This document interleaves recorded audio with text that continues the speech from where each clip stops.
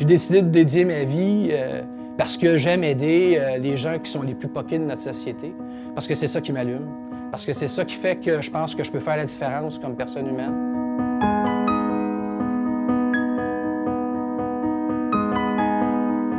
Je travaille au programme Crise ado-famille au CLSC Champlain-Charlemagne. C'est un programme d'intervention de crise. Donc, on se présente à domicile sans trop savoir vers où on s'en va.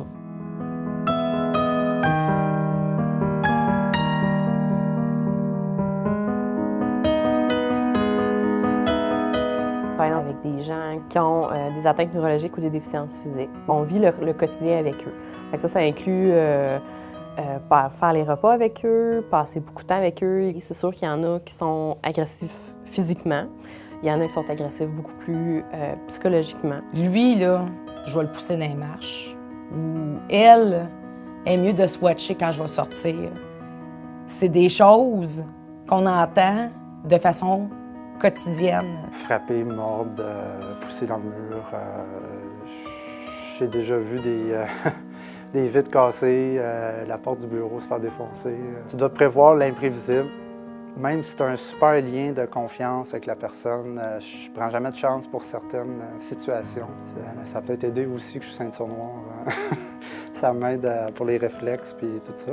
Les gens qu'on sait, par exemple, qui viennent en entrevue et qui nous disent plusieurs mois après qu'ils viennent avec une arme, ou bien une arme va tomber de la poche d'une personne, bien on dit ben non, on ne peut pas accepter que des gens on peut pas travailler dans ces conditions-là. On a toujours l'impression de marcher sur des œufs. On ne sait jamais quand est-ce que ça va péter, là, t'sais. Ça peut prendre 5 minutes. 5 minutes avant, ça allait bien. 5 minutes après, ça explosif. Quand on sent que l'autre personne n'est plus réceptive, n'écoute plus, n'est plus disponible, bien là, on n'a comme pas le choix de faire intervenir le service de l'ordre.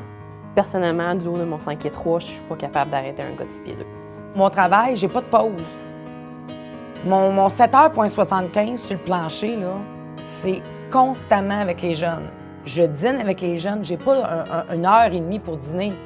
Je suis en présence constante de ces enfants-là qui ont besoin de mon aide. Si je compare mon travail à celui de mon frère qui est en construction, il finit son travail, il est fatigué physiquement. Moi, je suis fatiguée psychologiquement. On s'attache aussi aux personnes qu'on rencontre. Et quand on se retrouve, je dirais, après plusieurs mois de travail, où la personne se suicide, on nous annonce le matin que la personne s'est enlevée la vie, on le vit comme un échec personnel. Un gars va t'agresser, toi. La fille, elle va s'agresser, elle. La fille qui arrive, là, qui est auto-mutilée de là à là, puis que c'est plus un bras, c'est du sang, ça demeure que ça t'atteint beaucoup. Le stress, c'est souvent le sentiment d'impuissance que ces gens-là nous font vivre.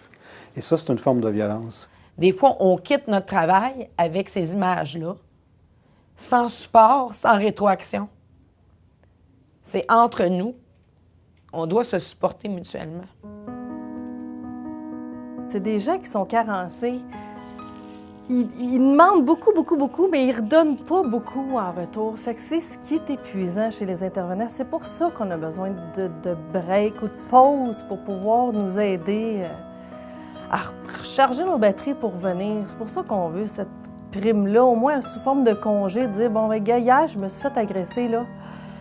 J'en ai plein mon cash, j'ai besoin d'un break d'une journée. J'ai des collègues qui sont vraiment au bout du rouleau. Il y a beaucoup d'épuisement professionnel, il y a beaucoup de congés, de maladies pour épuisement professionnel. La principale cause d'invalidité, c'est celle-là.